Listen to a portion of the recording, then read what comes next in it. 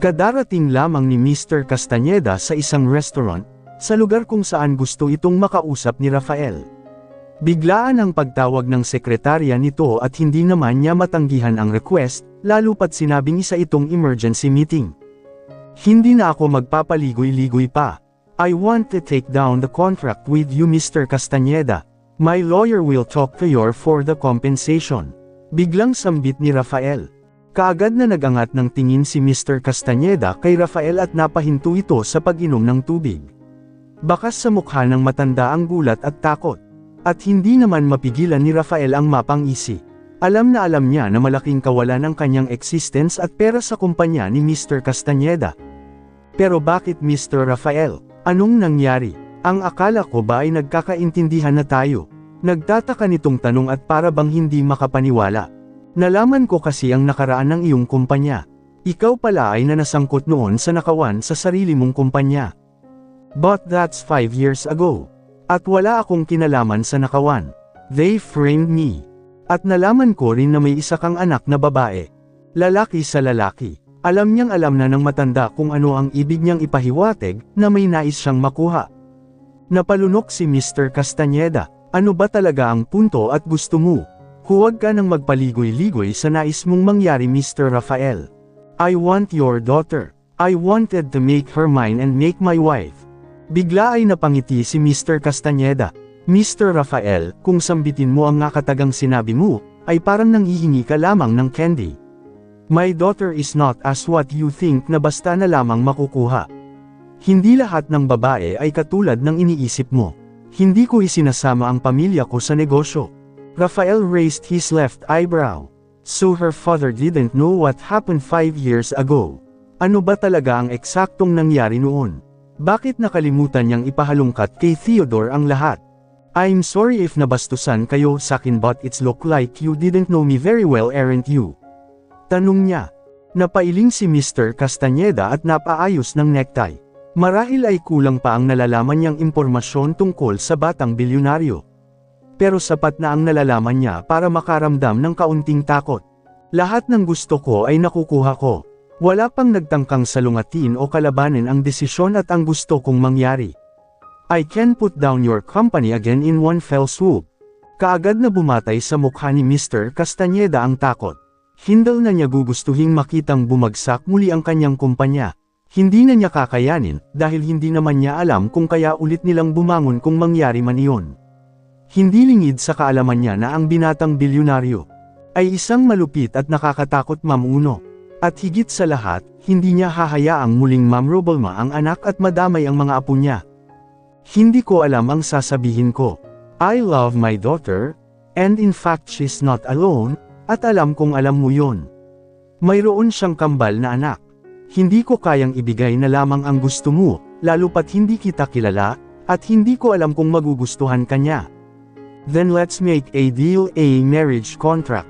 Ako ang mamamahala sa kumpanya mo, habang ginagawa ang iyong dialysis.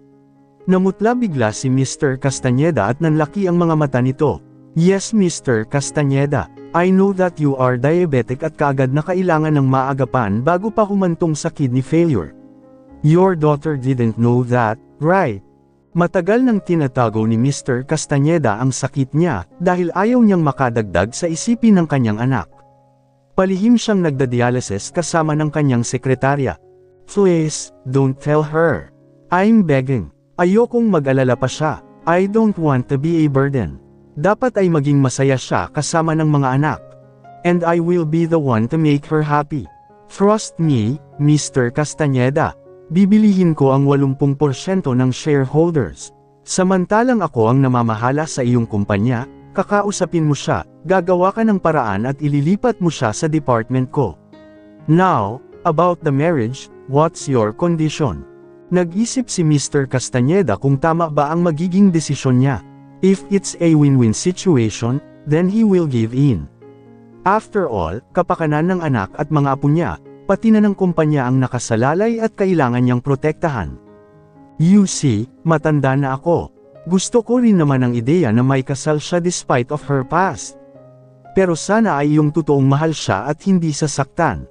If one day, Uuwi ang anak ko at umiiyak habang nakapagdesisyon na maghihiwalay na kayo, ay doon pa lamang matatapos ang kontrata. Your 80% shares ay mapupunta sa kanya. I like your daughter. At pumapayag ako sa kondisyon mo, she can have my company too if that will happen. Kampante taas noong tugon ni Rafael. Sa kanya inilahad ang kamay, ibinaba naman ni Mr. Castañeda ang kanyang kamay upang makaipag-shake hands. Ngunit, nagulat ito ng iba ang ginawa ni Rafael. This is beyond business. Sambit ni Rafael natapos magmano kay Mr. Castañeda. Lihim na lamang na napangiti si Mr. Castañeda. Hindi niya inaasahan ang ugali nitong may pagkamasungit ngunit halatang likas na may respeto. Ipinagdarasal na lamang niya na sana ay tama ang desisyon niya. Aasikasuhin ng butler ko ang mga papeles at ipapadala ko na lamang sa iyong opisina, bago ako lumipat. Tayong dalawa lang sana ang makakaalam ng tungkol sa kontrata. And last thing, sana ay pagkatiwalaan niyo po ako gaya ng pagtitiwala ko sa inyo Tito Orlando. Hindi ko maipapangako ang tiwala ko sa iyo sa ngayon, hanggat hindi ko nakikita kung paano mo pakisamahan ang anak ko. That's right, alam ko naman pong hindi magiging madali sa umpisa. Lumabas na si Mr. Castañeda at napabuntong hininga si Rafael nang makaalis na ito. Napainom siya sa kanyang wine saka napangiti. Hindi niya inaasahang ganun niya lang kadali makukuha ang gusto niya. Anak na kambal, ganoon ba kagaling si Tito at kambal kaagad ang naging anak nito? Tanong niya sa kanyang isipan. Bago sumakay si Mr. Castañeda sa kanyang kotse, ay nakita niya pa ang dalawang tauhan ni Rafael na nakatitig sa kanya at tila binabantayan siya. Kaagad naman siyang sumimangot, dahil para bang handa na ang binata sa mangyayari at kung sakaling hindi niya tinanggap ang alok nito. Iwinasiwas na lamang niya sa kanyang isipan ang nakita saka ay tinext si Cassandra upang magtungo sa kumpanya. Kailangan na niyang gawin ang gusto ni Rafael, bago pa ito mainip at may gawin sa anak at mga apo niya. LOU1 Miss Cassandra sa napakagandang art mo. My husband will literally love it. Sambit ni Mrs. Thompson. Kasalukuyan silang nasa sarili niyang art gallery na tanging mga regular customer niya lamang ang nakakaalam. Kung wala siya sa opisina ay dito naman siya naglalagi. Ang pagguhit ay ginawa na lamang niyang libangan. Nako, ako po dapat ang magpasalamat. Thank you for buying my work Mrs. Thompson. It means a lot to me. Lalo na kapag alam ko na nasa mabuting kamay ang mga guhit ko. Nakangiting tugon ni Cassandra. Nang makaalis na ang ginang ay nakatanggap naman ng tawag si Cassandra galing sa kanyang daddy. Bihira itong tumawag sa kanya lalo na kapag paparating ang weekend, dahil nakakasama naman nila ito ng mga bata. Hindi na lamang siya nagdalawang isip na sagutin ito. Hello Dad, bakit bigla po kayong napatawag? May problema ba? Meet me at my office. I need to talk to you. Seryosong tugon ng daddy niya. Magsasalita pa sana siya ngunit na iba na kaagad nito ang telepono. Niligpit niya ng mga gamit saka sumakay sa kotse. Sinundo niya muna ang mga anak niya galing sa school. As usual ay walang emosyon si Russell, habang si Richard naman ay hyper na hyper. Hindi niya talaga makuha ang timpla ni Russell. Marahil ay nagmana sa ama ng mga ito. Ipinauna na lamang niya na umuwi ang mga bata ngunit ipinabantay muna ito kay Manang Rita. Dumiretso kaagad siya sa company. Nang makapasok siya sa loob ng opisina ng daddy niya ay bakas dito ang hindi niya mawaring emosyon. Maupo ka anak. Dad, bakit? You look so worried and stressed. Okay lang po ba kayo? Ayos lang ako. May gusto lamang akong sabihin sa'yo. Ano po yun? Anak, you need to get married. Matanda na ako, gusto ko bago ako mawala sa mundong ito ay makita ko ang isa sa pinakamahalagang araw sa buhay mo. May nakilala akong lalaki. I think he is a good man, and I'm pretty sure he will likes you. Napakunot noo at hindi makapaniwala ang mukha ni Cassandra. Hindi niya maintindihan ang sinasabi ng daddy niya. Ngayon lang ito tila ba desperado tungkol sa pagpapakasal niya. Wait Dad, pwede bang kumalma muna kayo? Anong kasal? Hindi ba't napag-usapan na natin ang bagay na to? Tugon niya saka napatayo at napahilot sa sentido. May bumil ng 80% ng shareholders. Hindi ko kayang mawala sa atin ang kumpanya. Kaya nais kong pakasalan mo siya. Dad, no. Do you hear yourself? Walang kwenta yang pinagsasabi niyo. Hindi ako magpapakasal. Ayoko. Cassandra, don't get mad. Tumayo ang daddy niya upang hawakan siya sa braso at pakalmahin siya, ngunit bago pa mangyari yun, ay napahawak ito sa dibdib banda sa puso nito. Nanlaki ang mga mata niya at kaagad na umagapay sa daddy niya. Dad, Daddy, anong nangyayari? Dad, tila ba hindi ito makahinga? Hindi na niya napigilan pa ang umiyak lalo na nang unti-unti itong nawalan ng malay. Nanginginig ang mga kamay niya habang nasa kondongan niya ang daddy niya. Daddy, gosh, wake up daddy, tulong, Liam, tulong. Kaagad naman na pumasok ang secretary nitong si Liam. Tumawag ka ng ambulansya. Ginawa naman ni Liam ang inutos niya sa kanito tinulungan buhatin ang daddy niya. She's trembling. Hindi siya mapakali habang nasa loob sila ng ambulansya. Hindi matapos-tapos ang luha niya hanggang sa madala ang daddy niya sa hospital. Sinisisi niya ang sarili sa nangyari sa daddy niya. Hindi niya mapapatawad ang sarili kung sakali mang may mangyaring masama dito. Ito ang pangalawang beses na inilagay niya ito sa alang-inang sitwasyon. Sana ay hindi na lamang siya nakipagtalo at sumunod na lamang sa gusto nitong mangyari. Mr. Castañeda's daughter, kaagad na lumapit si Cassandra nang makita niyang lumabas ang doktor mula sa emergency room. Your dad is safe. He had a heart attack, good thing ay naagapan kaagad. Hindi siya pwedeng ma-stress, hindi rin pwedeng tumaas ang presyon niya. Maya-maya lang ay ililipat na siya sa kwarto niya. Napatango si Cassandra. Maraming salamat po. Saka siya sumilip sa salamin na bintana kung saan kitang-kita niya ang sitwasyon ng daddy niya na may mga nakakabit mula sa aparato. Patawad daddy, sabay punas niya sa kanyang luha. Umuwi muna si Cassandra sa kanilang bahay at ibinalita ang nangyari sa kanyang kambal na anak. Nagsama-sama sila upang ipagdasal ang fast recovery ng daddy niya. Pagkatapos noon ay kinuha niya ang mga gamit ng daddy niya. Sa cabinet nito ay nakita niya ang singsing ng mommy niya. Napapunat siyang muli sa kanyang pisngi nang maramdaman ang pagbagsak ng kanyang luha. Kinuha niya ang singsing at kinulong sa kanyang palad saka siya humiga sa kama ng daddy niya. Muling bumalik ang mga alaala niya sa nakaraan. Bago umalis ang mommy niya ay sa kanya ipinahawak ang wedding ring nito. Pinipigilan niyang umalis ang mommy niya ngunit desidido na itong iwan sila ng daddy na laya. Try to change the story about that ring sweetheart. Sambit nito bago tuluyang lumabas sa kanilang tahanan.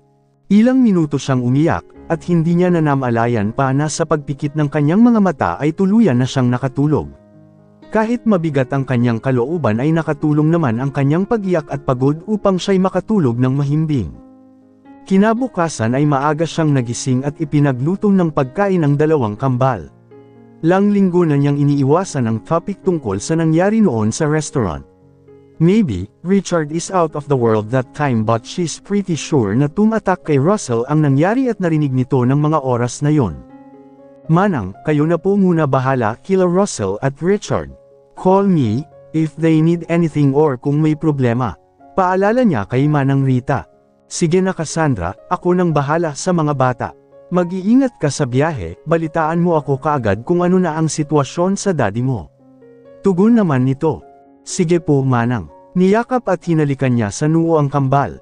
Nakapag-decide na siya, susundin niya na ang nais mangyari ng daddy niya. Hindi na siya co-contra pa dahil ayaw niyang mapahamak pa lalo ito. Mom, remember that me and Richard is always here for you, sa kahit anong desisyon mo basta masaya ka. Sambit ni Russell. Naalala naman niya nang makausap niya ang dalawa kanina tungkol sa kasal. Will you two get mad if mommy will get married? Tanong niya. Mommy, magkakaroon na ba kami ng daddy? Masiglang sambit naman ni Richard. Yehey, daddy, I want a daddy. Hindi po ako magagalit. Okay na okay po sa akin mom. At tumakbo ito patungo kay Manang Rita habang sumisigaw ng yehey, daddy. Wait po, do you have a boyfriend mom? Tanong ni Russell. Why we didn't know? Bakit hindi mo po siya ipinakilala sa amin noon pa? Masungit naman na tanong ni Russell. Ginulo niya ang buhok nito. Oh well, mahabang kwento, but don't you want to meet your dad? Hindi siya nakapagpreno pa sa kasinungalingan niya. Our dad. Napatiimbagang na lamang siya. Hindi na niya iyon mababawi pa dahil alam niyang matalino si Russell, at mabilis makaamoy ng kasinungalingan kung babawiin niya pa baka lalo lang magulo ang lahat. Yes, Mommy found him. I'm sorry kung pinatagal ko pa. May kinailangan lang kaming ayusin kaya hindi ko pa siya naipakilala sa inyo. So, payag ka na ba? Of course Mom. Matagal na namin siyang hinihintay. Nakangiti nitong sambit saka siya niyakap ng mahigpit. Ito ang unang beses na nakita niyang ngumiti ng malawak si Russell at hindi niya mapigilan na mapaluha.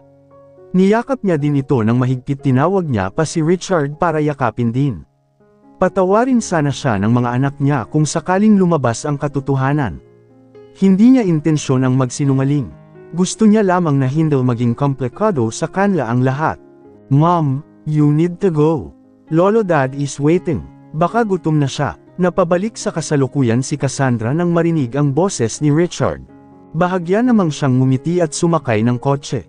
She already informed Cheska tungkol sa nangyari at Katie na ang tenga nito para marinig ang kwento niya.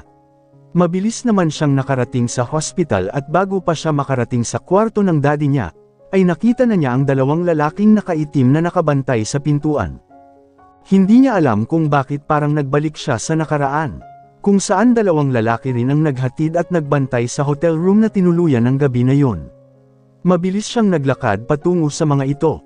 Sino po sila? Bakit po kayo nandito sa tapat ng kwarto ng daddy ko? Tanong niya sa dalawa.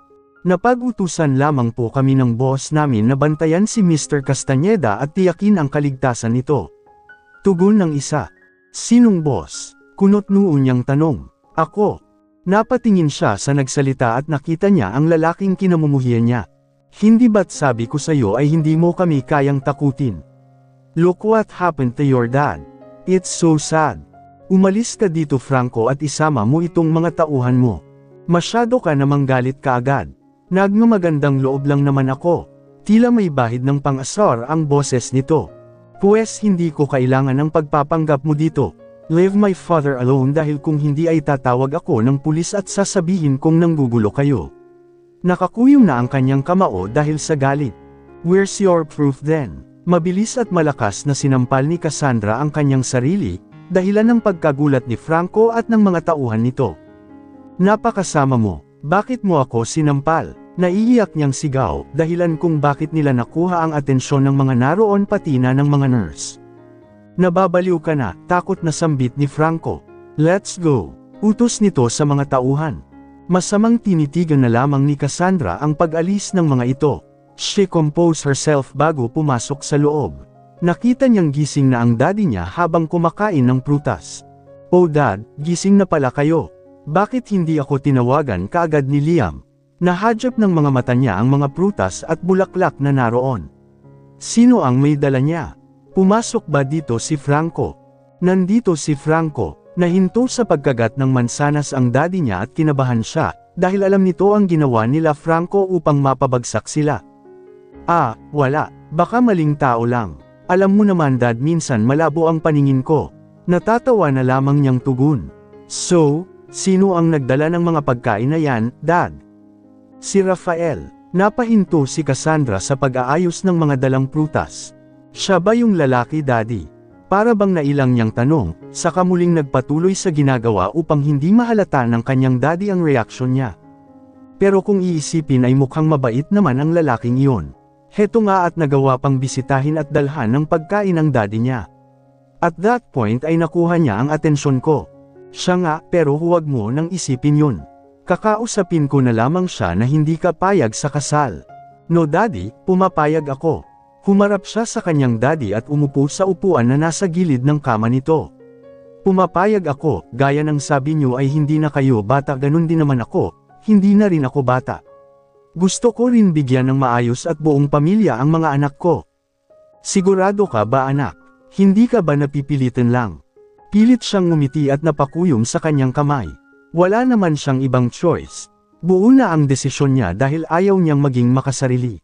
Pero sisiguraduhin niyang kikilalanin niya ang lalaking yun, at gagawa siya ng paraan upang ito ang unang makipaghiwalay, kung sakaling malaman ng mga anak niya ang totoo.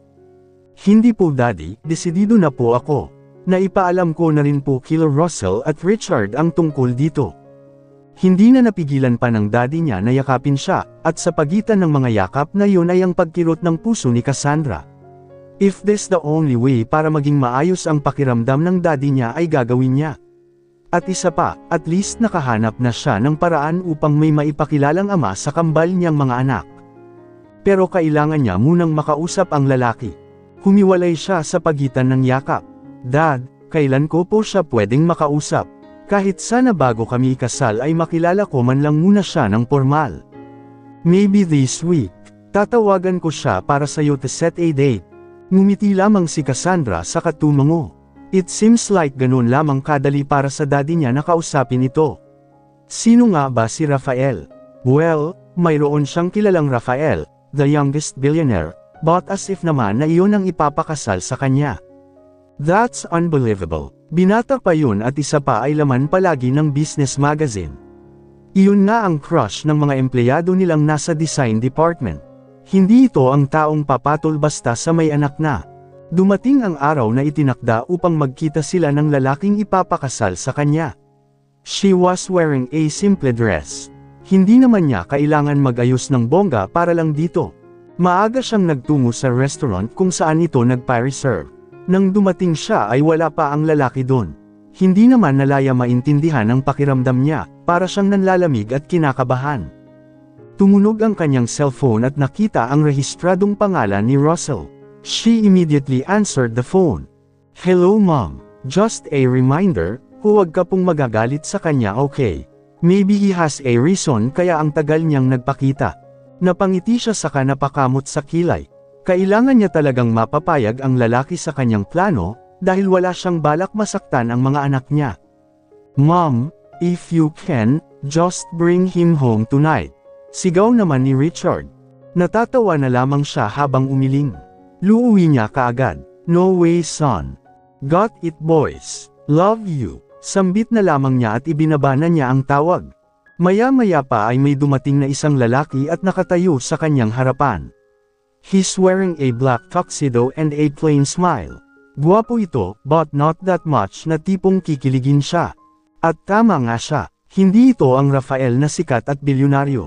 Good evening Miss Cassandra. Tumayo si Cassandra upang makipagkamay, ngunit hindi niya inaasahan sa pagtanggap ng kanyang kamay, ay hinalikan ng lalaki ang likod ng kanyang palad. Have a seat. Utos niya rito. Hindi niya alam kung ano dapat ang itawag o kung paano niya ito patutunguhan. Can we let's talk?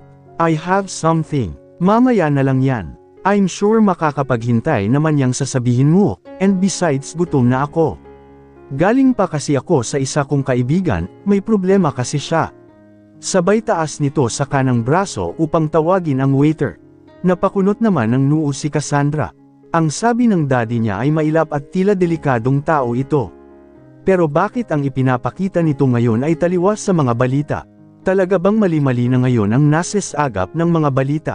Wala na siyang nagawa pa ng sunod-sunod itong umorder ng pagkain, at hindi man lang siya tinanong kung anong gusto niya. Well, wala rin naman siyang gana kaya wala rin siyang pakialam. I have something to tell you. But if that's okay with you. Hindi naman ta magiging abala habang kumakain tayo. Hindi na niya kaya pang maghintay at magsayang ng oras. He seems like a good person. Of course, go on. Iyon din naman ang dahilan kung bakit tayo nandito. Kumuha si Cassandra ng tisyo at pinunasan ang kanyang labi. Hindi na ako magpapaligoy-ligoy pa. Dad, arranged a marriage for me and you, at nabanggit niya na pumapayag ka na may kasunduan kayo. Alam kong hindi rin lingid sa iyong kaalaman ng bagay na nasa hospital siya at nagpapahinga. Tatanggapin ko ang magaganap na kasal sa isang kondisyon. Okay, what's the condition? Para bang wala itong pakialam kung ano man ang kondisyon na nais niya. He seems to be calm. I'll have a twins, and I think alam mo na yon. Walas lang kinikilalang ama, at gusto kong magpanggap ka bilang tunay nilang ama. Wow. Excuse me lang pero ayokong maging instant daddy nila. That's a big responsible. Hindi mo alam ang sinasabi mo. What? Parang gustong itapon ni Cassandra ang laman ng kanyang baso na wine. Kitang-kita sa lalaki kung gaano ito court at kung akala mo ay kung sinong magsalita. Hindi ba't sang-ayon siyang may kasal sakin? Then why all of a sudden he's backing out? Mr. Rafael, Ano ba talagang gusto at plano mo? Kasi para namang hindi tayo nagkakasundo. What do you want nang matapos na tong kalokohan mo? Tinuro ng lalaki ang kanyang sarili. Me, Mr. Rafael. Si Rafael ako. Para bang pinipigilan nitong matawa. Are you a psycho? Iritabling sambit ni Cassandra. Kasunod nito ang sunod-sunod na malalakas na tawa, halos pagtinginan na sila ng iba pang mga kumakain sa loob ng restaurant na yon. Ano ba itong lalaking gustong ipakasal sa kanya ng daddy niya? Ngayon pa lang ay gusto na niyang mag-back out. Nakakainis ang boses at pagmumukha ng lalaking ta. You know what? I'm done. Magpakasal ka mag-isa mo. Akmang tatayo na siya nang bigla hawakan ng lalaki ang kamay niya. Sandali lang, ito naman masyadong mainit kaagad ang ulo. At muling tumawa. Sorry na, hindi ko kasi maintindihan kung bakit may mga pakondisyon-kondisyon ka sa kin. Looks like you think that LM Rafael right? She raised her left eyebrow. You're not. Umiling ito. Nah, I'm not Apollo, but I am his best friend, Theodore, but you can call me Theo. Para bang lalo kumulo ang dugo niya dahil sa galit. Kanina pa sila magkaharap at magkausap tapos ngayon lamang nito sasabihin na hindi siya si Rafael. Talaga bang sinusubukan nila ang paenya ko? Then where the hell is he? Iyon ang hindi ko alam. Binayaran lang ako. Hindi na napigilan pa ni Cassandra ang maglakad papaalis. Hoy, teka, saan ka pupunta? She cleansed her schedule and done her works for this dinner, pagkatapos ay kaibigan niya lang ang darating. Anong klaseng lalaki ang magpapadala ng kaibigan sa ganitong sitwasyon? Unbelievable. Miss Cassandra, sandali lang naman. Mabilis siyang huminto at humarap muli sa lalaki at dinuro ito. Sabihin mo sa Rafael na yan sa susunod na mag-set siya ng dinner ay humarap siya na isang tunay na lalaki. Hindi yung para siyang bakla na walang bayag. Napasinghap ang mga taong nakarinig, kaya naman doon lang niya na-realize, na sa kanya na pala ang lahat ng atensyon ng mga taong kumakain. Napapikit siya ng mariin. Lord, bakit ba naman ako ganitong sobrang napapahiya ngayon araw? Kainis. Mabilis siyang naglakad palabas ng restaurant saka pumara ng taxi. Just then, Rafael showed up. Nakipag-fist bump ito kay Theo. All this time, ay nasa loob lang din ito ng restaurant at malapit kina Cassandra. Gusto niya lamang malaman ang biglang pagpayag nito sa kasal, dahil once na mangyari yun, hindi na niya ito pakakawalan pa at itutuloy niya ang plano. She's really pissed off. Akala ko ay sisikilan na ako. Grabe, Amazona, natatawang sambit ni Theo. So, she want me to be her son's father. Well, let's see. Nakangising sambit ni Rafael. Bakla ka raw at walang bayag. At sunod-sunod na malalakas na tawa ang pinakawalan ni Theodore, kaya naman nagtitinginan pa rin ang mga ilang tao sa kanila. How dare you? You made her angry, that's why she said that. You know what? I will kill you. Pwede mo naman akong patayin dude, pero bago mangyari yun bayaran mo muna ako. Mukha ka talagang pera.